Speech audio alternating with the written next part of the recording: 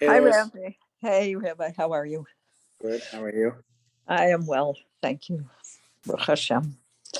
Oh, Hashem. I was thinking, struck me yesterday that if there was, how they have a doomsday clock? Yes. So if they had and they have certain, I don't know what they are, certain factors that they consider when they're trying to figure out, are we closer to it or farther from it? I guess they're I don't know how many factors they consider. But imagine if you had a Beis Hamikdash clock and you were trying to do something similar, but it would, in the other direction.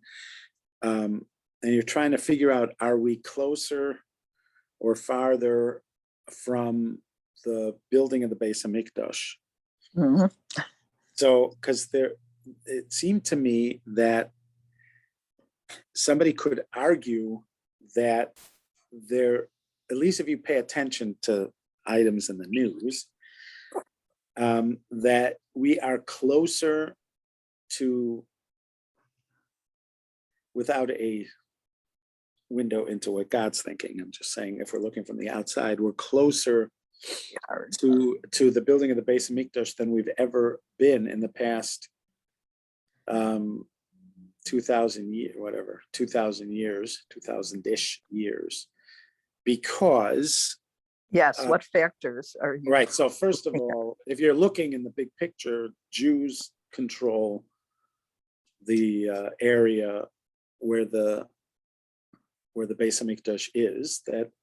That's relatively recent history. And then you have in this coalition, if this coalition goes through, which it looks like it is, you're going to have included in this coalition political parties that have advocated to actually worship on the Temple Mount, because with power, these are people that are going to have power in the coalition that have been advocating over the last several months. There are more and more people that have gone up to daven, to pray on the Temple Mount, including blowing the shofar during Elul and things like that. Sort of unprecedented moves. Up until a few months ago, if you even mouthed something silently, you were taken off the Temple Mount by soldiers in order to maintain the status quo.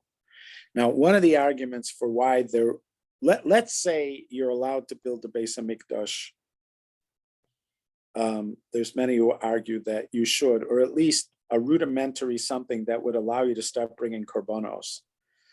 There are a lot of authorities in place halachically that would allow for the Tamid offering, for instance, to start to be brought, or the Korban Pesach to be brought. So they're already halachically, the groundwork for doing it is there. That doesn't mean everybody agrees, but there is halachic groundwork to allow sacrifices, even if the people are not pure. But there's an article in the newspaper recently about some Paraduma candidates that were flown to Israel just recently, like a handful of them that came from some evangelical in Texas or something. So you have Para Aduma candidates. It's possible, anyways, you could bring these offerings. If the entire people are impure, it's possible you could bring the public offerings anyways. Also, there's this place called the Torah Institute, the Temple Institute, that has made all the vessels for the Beis Hamikdash and have been practicing to do korbanos. They've actually been practicing each of the steps to do it. They've made the clothing for the Kohanim. So it seems like a lot of the steps to get it going quickly What about let, the Kohanim themselves deciding who? so I mean, so Yeah. far they have people that have self-identified as Kohanim. I don't know how far back they have to go in order to do it, but they have people who are self-identified as Kohanim who probably have a couple generations that they could go back. So I know that they've been making clothing for Kohen. If you're a Kohen, you can send them your measurements and they make clothing for you. I don't know if there's some kind of threshold of proof that you have to show in order to be able to do it.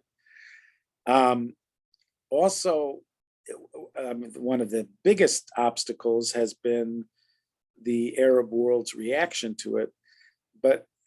So again, I'm not saying we're there yet, but let's say Iran does something really ridiculous to put the Arab world, the Sunni Arab world, in turmoil. You could imagine that a Netanyahu government, you could imagine, again, this is like a plot against America kind of thinking. A bunch of things have to go together, but they could. Things could go together if he sees that the Arab world is preoccupied and completely uninterested in challenging Israel because they need Israel, which, by the way, you're already seeing little bits of it because Erdogan has already signaled he doesn't care if Netanyahu became elected. And so it seems like the United Arab Emirates and others have also signaled that they don't care. I mean, they're warning about rhetoric, but they seem like it's not going to unravel anything because Ben Gvir or Smotrich or some of these other people are in the government. So let's say you have those various elements. It's not ridiculous that you could have a scenario where you have a window where somebody says, we have a window of 3 weeks. You got it. And I would be shocked if there isn't somebody with like a couple week plan, even a 1 week plan of how to get something going up there. If let's say you had a window of a week, and somebody gave you the word, you have 1 week to get the at least the Tamid offering going up on the Har Habayis. I don't know. I don't know if this clock, if the coalition makes the clock closer to Armageddon and not to. Well, you never know. To the Beis Hamikdash. No, I'm saying you never know. But I'm saying as far as just the Beis Hamikdash, if you're looking at the Beis Hamikdash, very possible that, I mean, the coalition is not the whole measure of it. They're only one piece. There's the fact that that people have been working towards this already and have laid the groundwork, the halachic groundwork, and also the practical groundwork. What about the majority of the people of Israel? You don't need it for Korban Tamid. You don't need it for no. Most likely, again, this is not everybody agrees, but this is people like the Chassam Sofer and other. I mean, this is serious support for the possibility of bringing korbanos. Even there was one of the Baalei Tosfos was supposedly on his way to Yerushalayim to bring a korban. And who was it? Who was it? There was somebody, even in the 1800s, it might have been Rabbi Kiva Eger, either the Chassam Sofer or Rabbi Kiva Eger. Somebody was talking to somebody about talking to whoever was in charge of the Austro-Hungarian Empire about possibly allowing korbanos, or at least a korban Pesach. So there's that halachic groundwork is nothing to do with the coalition. The work of the Temple Institute is nothing to do with the coalition, but they happen to be, developing. And then you have these guys who have been agitating to have davening on the Temple Mount already, and you also have him beholden to these guys, and you have the weirdness of Arab governments that right now need Israel more than Israel needs them, kind of thing. Who knows? Rabbi, Yeah. in another class that I do called Jewish News and Views, Yeah. I was told that Ben Gavir was rejected from serving in the army, in the IDF, because he was regarded as too extreme and dangerous. There's quite a That's a few of fact. those guys in Israel. I'm just saying, there's quite a few of those guys in Israel. But now he's in the government, so isn't that very dangerous? I don't think so. Unless Netanyahu, No, unless Netanyahu can keep him in check and under control. Right. He's not, it does not seem to be a kind of guy that is a threat to attracting anybody outside of his natural sphere. He's not, if you had a guy like who has wide charisma and seems to attract lots of people outside of his natural sphere, like Trump or something like that, but I don't get that impression from him. Within his group, I think, and he has support, but I don't see him getting much support outside of his natural kind of sphere. But there's a lot of crazy guys out there like him. They're not just one or two, and yeah. but you're saying, even though there's enough connection with the coalition, you're saying that the Torah Institute and those people, the halakhas, are relying on that kind of government to allow it, right? They just need, I'm saying, like, they're not all working together. No, This is I'm not stuff, saying this that, stuff, the groundwork's laid. So let's say you might have some people in the government. I'm not even saying it's Ben Gavir and Smotrich. There's whoever these people are that have been pushing, every year there's somebody being arrested for trying to do the Korban Pesach on the Temple Mount. They have these people called Temple Mount Faithful. There's like different groups. If I would imagine the Temple Mount Institute had to be involved in it because they have the know-how to actually do it and the vessels. So you'd need the Temple Mount Institute, and you need the government to give you cover for it. So that's why I'm thinking this coalition could be favorable to giving you cover to build the Beis HaMikdash. That's what I mean. That's right. what I mean. Yeah, that's what I'm thinking. Right. Yeah. Right. So who knows? Sorry. Do You know, they when know how to slaughter? I mean, do no, they they've been take practicing. lessons in that? Yeah, they have been practicing. There's videos of them practicing to making the para. They've practiced doing a red heifer on several occasions. They practiced a Korban Pesach. They've practiced other korbanos. You see videos of them. They've got training videos.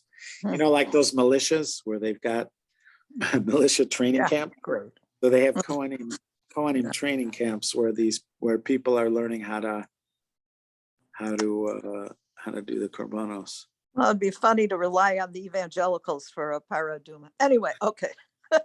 It may be. It won't be the first time.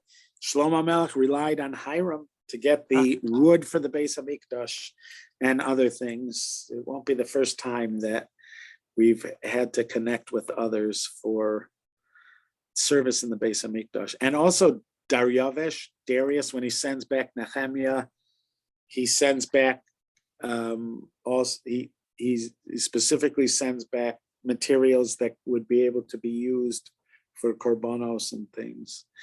It will not be this, and also for building it. So yes, it will not be the first time that that happens. Okay. If it happens. Hi, Estelle. Hi, Lois. Worrying times these are, aren't they? Oh Not, my. not for America as well. Yeah, if we could still call it that after tomorrow. Okay. We'll hope for the best. And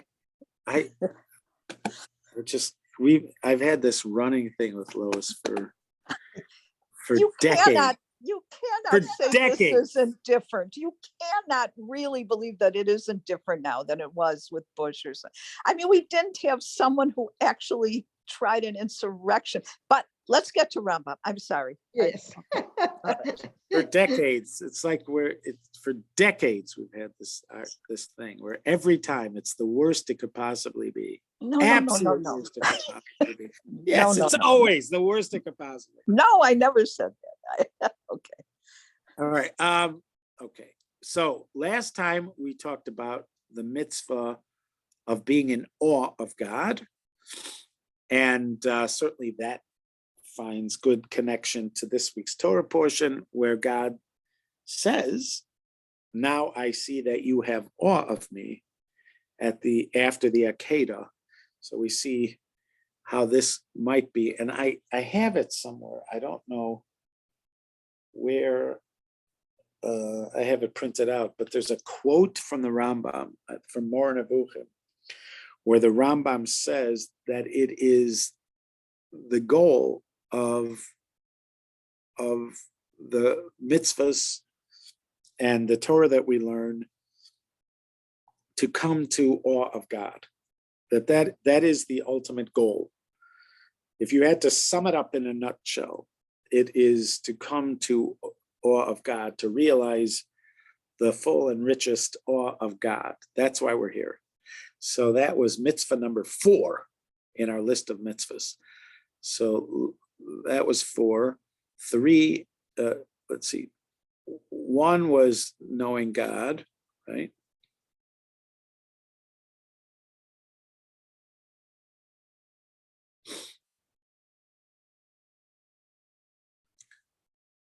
To know God was 1. 2 was God's oneness. 3 was to love God.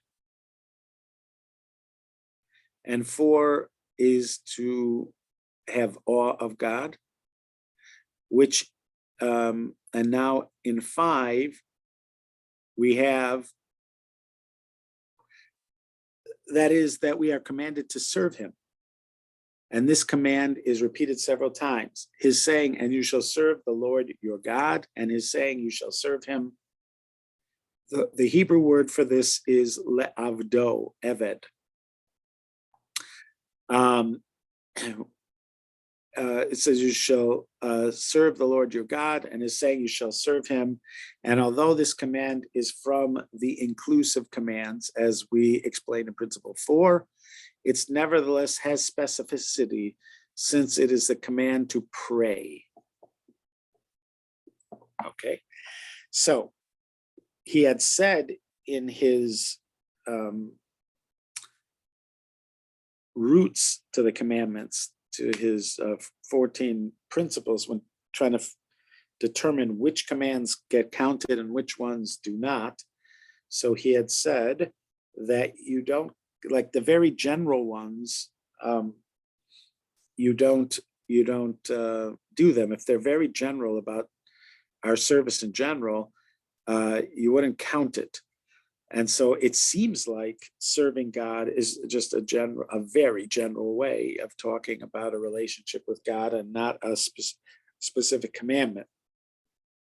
So he suggests that there is a specific commandment, and that is to pray. Is that the 5th? Is that what he says in the 5th halach? Hine yesh bo yichud acher shehu tzivui litfila. Okay. And it says the 5th. So the reason it's being listed In other words, it is true, there is a general command to serve God, but there is a specific mitzvah that warrants it being listed in the 613, and that is the mitzvah to pray. So if somebody asked you what is the fifth commandment, it would not be wrong to say the fifth commandment is to pray.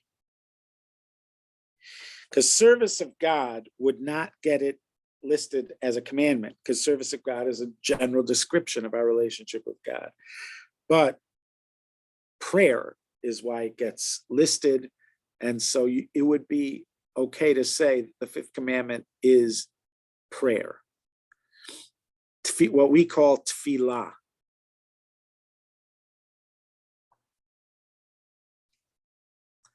The language of the Sifri is, and to serve him, that is prayer. Ula avdo, and to serve him, that is prayer. That actually comes from the second paragraph of the Shema, the Vahaya im Shemoah.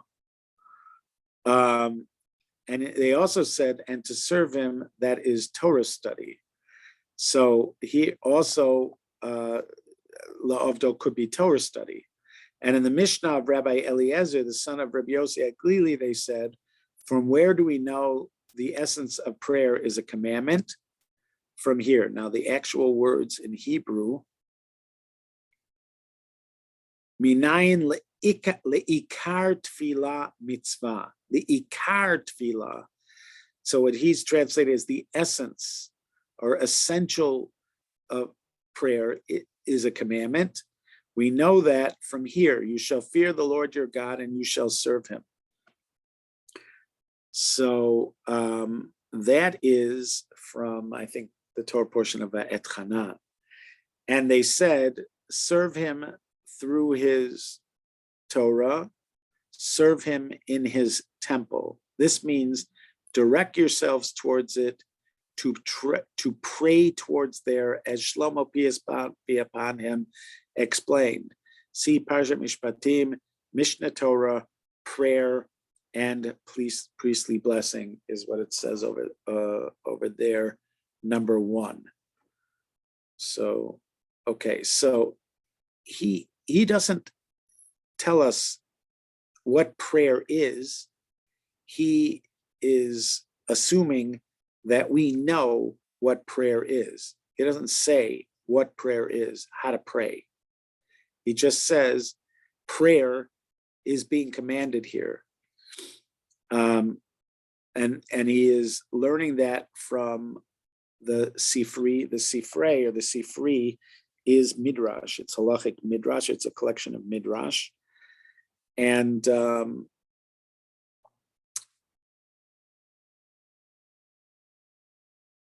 he has also, this is, I'm assuming, Pirkei of Rebbe Eliezer. He calls it Mishnaso Shel Rebbe Eliezer. Oh, no, it's not Pirkei to Rebbe Eliezer. So this is something he's calling the Mishnah of Rebbe Eliezer ben Osher Rebbe Yossi Aglili. So this is a teaching of Rebbe Eliezer, the son of Rebbe Yossi Aglili. These are Tanoim. So how do we know? Rebbe Yossi Aglili was a colleague of Rebbe Akiva in Yavne, and so this is his son. So it's around that time, which would make it first century. Rebbe Yossi Aglili himself is first century of the Common Era. So I'm going to put him early second century of the Common Era, his son. So how do I know that the Iker Tefillah is a mitzvah? So I know it from Es Hashem Elokecha Tira Va'oto Ta'avod. So you shall be in awe of God and you shall serve him. Va'amru avdehu b'torato va'avdehu b'mikdasho. So serve him with his Torah and serve him in the Beit HaMikdash. So this means prayer. like Shlomo explained, because Shlomo in his dedication to the Beit HaMikdash talks about praying towards the temple to God. Interestingly, he does not refer to the temple service. Typically, when we use the word avodah, typically we are referring to the temple service. But I guess the temple service would also be considered a general mitzvah and would not deserve to be counted, because it would include all the details that go into the service of the Beit HaMikdash, and that would be considered too general to make it into the 613. The 613 requires specificity. So that's why he's not including, because Avodat Hashem could be service of God in general, like we saw in our Thursday class. In our Thursday class, we were looking at this in the Torah portion of Bahar, where it says that God brought us out of Egypt not to, to be his avadim, not to be avadim to others. So we are supposed to be his servants and not others. So it characterizes our work, our service, our work of God as avadim, as avodah. So you could say Avodat Hashem is talking about our general service of God. Sometimes that is in modern yeshivish. When you want to talk about your general service of God, you say Avodas Hashem. How's your Rabbi, Avodas? Yeah, Dan. wouldn't the obligation to bring sacrifices to the temple, wouldn't that be the equivalent nowadays of prayer? Since we're not the actual sacrifice in the temple itself, but bringing the sacrifices to the Kohanim, wouldn't that fulfill that? The Rambam would say no. That there is a biblical obligation to do. Now he doesn't characterize it as daily prayer here, but he does say there is a biblical obligation to pray, and it seems to be irregardless of the service in the Beit HaMikdash. That according to the Rambam, you have a mitzvah to pray, even if there is an active service going on in the Beis Mikdash, because he's going to include all sorts of mitzvot connected to the service in the Beis Mikdash. So this is talking about even when there is a Beit HaMikdash, there is a mitzvah to pray.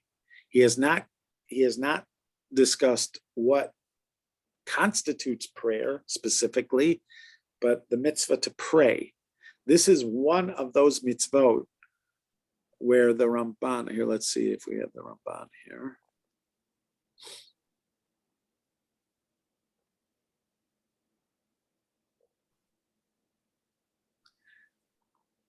Let's see if it's translated. Would Bikurim, the prayer they say when they bring the Bikurim, would that be prayer? It's actually called I guess it is. It's a vidui. I mean, we would call it prayer, but that is is some kind of a confession, or they call it more like a confession. Look at. I'm about to read from. This is a critique of Nachmanides. When the Rambam wrote this book, Nachmanides wrote a critical commentary on the book, and where he disagrees, he tells us. So Kosav Harav, the Rav said, Mitzvah Chamishi shenitztavinu bavodaso. Mitzvah number 5 is that we are commanded to serve God. Shenemar v'avadatem as Hashem Elokeichem, as it says, you shall serve the Lord your God. V'omer la'ovda b'chol levavchem, and it says, and you shall serve him with all your heart. Omar's, and he said, may his memory be for a blessing. V'afa pisha mitzvah zu mina mitzvah kolalos. Even though this is a general mitzvah, koloma she'enon nimnos, this is a kind of mitzvah that we wouldn't count as one of the 613 because it's a very general statement. Like we explained in fourth pillar or fourth root. Yesh bo gam kein prat. It does have one detail, v'hu mitzvah, which is a mitzvah worthy of counting, b'tfilah, which is prayer. B'lashon sifrei ula ovdo zu tfilah. To serve God is prayer. U'b'mishnaso Rabbi Elazar ben Rabbi Yossi Haglili, and in the teaching of Rabbi Elazar, the son of Rabbi Yossi Haglili at Omer, it says, Minayin le'ikr tefillah min mitzvah. How do I know that the essential tefillah is a mitzvah? One of the mitzvahs, Shenemar es Hashem elokecha tira. You should fear the Lord your God, va'oso ta'avod, and you shall serve him, va'amru, avdo b'torato, you shall serve him with his Torah, and also avdo b'mikdasho, and you shall serve him in his mikdash. Kalomar, lalechet sham lehit palel. You should go there to pray. Kamosha bir Shlomo, like Shlomo says, kol ile divrei harav. It's like end quote. All of this are the words of the rabbi. Ve'ein nechona bazeh. It is not right. He is not correct. Shekvar beiru chachamim bigmara. The chachamim explained in the Talmud, tfilah de rabbanan. Prayer is rabbinic. This is one of the famous disagreements between Maimonides and Nachmanides. The Rambam holds that prayer is biblical, and the Ramban, Nachmanides, holds that prayer is rabbinic. Now, they seem to be arguing about what we would call daily prayer. Daily prayer. Like it says in the 3rd chapter of Brachot, Le'inyan Balkari Shekore Kriyashma Umavorech al Amazon La'akrav Ve'eno Mitpalel. So if a man had a seminal emission, he's considered impure. So he minimally can say the Kriya Shema and Birkas Hamazon, but he does not say Shmona Esrei.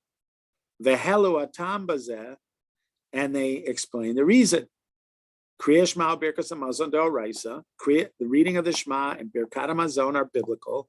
Tfilah d'Rabbanan, but prayer is rabbinic. So you see here, the Ramban is suggesting, and this does seem to be the case from the Gemara, that when we talk about prayer, we mean the Amida. We mean the Amida. The Amida is the essence of prayer. So when we speak, when the Rambam is talking about daily prayer, he's talking about something like the Amida. Now, the Ramban is saying that the Amida is rabbinic, and the Rambam would be saying the Amida is biblical. Now, that doesn't mean that the Rambam holds there always was like an Amida like we have. Again, it would be something that would be said every day. It could be that before the Amida was composed, you just said your own prayer, but you have to say your prayer every day. Some kind of prayer every day. The Amida is the official composed version, which became adopted, and that became the kind of prayer that we have to do from now on.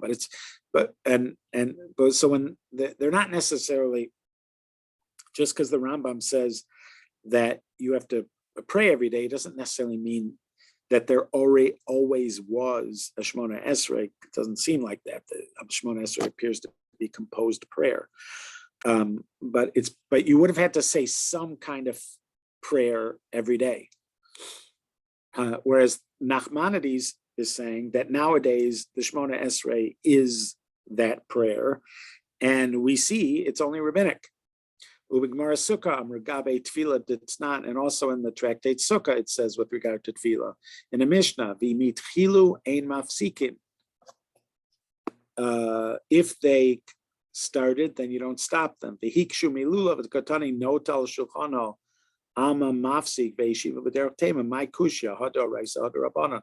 Again, without getting into the details, they asked about an apparent inconsistency between lulav and the Amida, about something they were talking about, and they said you can't ask from one to the other. Lulav is biblical, the Amida is rabbinic. We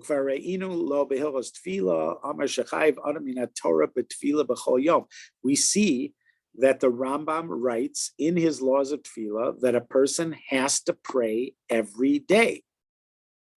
It's just that the amount of prayers or the actual text of the prayer, that's not biblical. But you have to pray every day.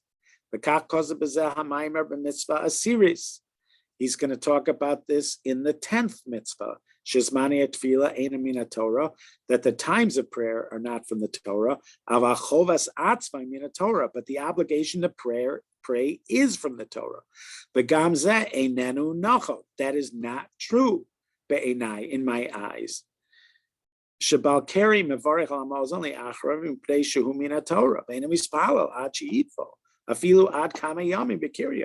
We see from the Torah, and we see from the halachos of this person with the seminal emission that he has to say Birkas Hamazon, but he doesn't have to say the Amida, and it could be several days that he's not, until he gets to a mikvah, he's not going to have said the Amida. And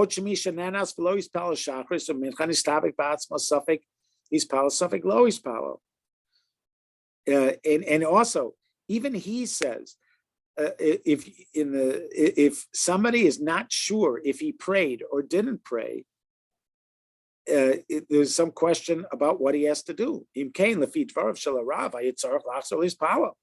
to the rabbi, according to the Rambam, if you're not sure if you prayed, you should have to go back and pray. Because if it's biblical, you have to go back. If you're not sure, you have to do it. You have to go back and do it. But you see throughout the Gemara and Halacha that if somebody's not sure if he davened, you don't go back and daven. Because it's rabbinic. And if it's not a mitzvah to do it every day, then when is there a mitzvah to pray? Mina Torah. Yom echad b'shana. What is he going to say? Oh, there's a mitzvah to pray once a year, or b'chol yom pam achas, or once in your lifetime. Because in our text, he doesn't say every day. He just says it's a mitzvah to pray. But he thinks it can't be that the Rambam just means you had to pray one time in your lifetime, or you have to pray once a year. No, he means once a day. And you see from the Gemaras, you don't have to. I mean, if it worked out for some other reason that you couldn't do it because you're impure, then it could be several days that you don't daven. Ukfar Amru Rav Yehuda, we said with regard to Rabbi Yehuda, the mitzlasin yamin, litzlasin yamin, having matzli lefi shahaya osek b'Torah. We see with regard to Rabbi Yehuda, he only davened once every 30 days because he was learning Torah. V'samach hamasha amru chaverim shayu oskim b'Torah mafsikin lekriyashma vein mafsikin letfila. And he relied on what other of his colleagues said, that if you're learning constantly, you stop for the Shema, but you don't stop for Shmona Esrei. She'id midrabanan. It's rabbinic. La'olam. Ki ein lo meshachim min haTorah kol shloshim yom. Again, you're not going to say that he did it once every 30 days because that's the mitzvah. You're supposed to daven once a month. Elavadai kol inyan atfila in a chova klal. It's not a biblical commandment to pray. It's God's loving kindness to us. That he listens and answers whenever we call out to him. When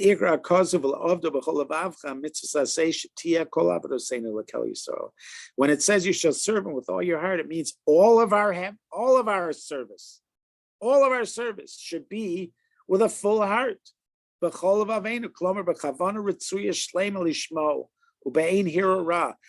the proper intent, with no bad thoughts. We shouldn't do mitzvahs without proper intent. That's what it's talking about. Or maybe we don't think the mitzvahs have value. It's talking about all our mitzvahs, not just talking about prayer. Just like it says in the Shema in the beginning, you shall love the Lord your God with all your heart, with all your soul, with all your might.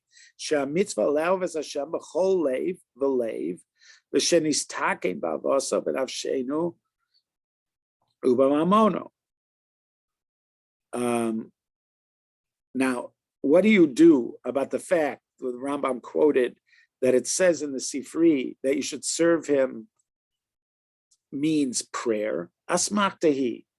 It's not a bit, it's not, this is often happens. It doesn't mean that this is a source of a biblical commandment. It means they found an allusion to an idea. That's all. It's still a rabbinic idea. They've connected it to a verse. This happens many times.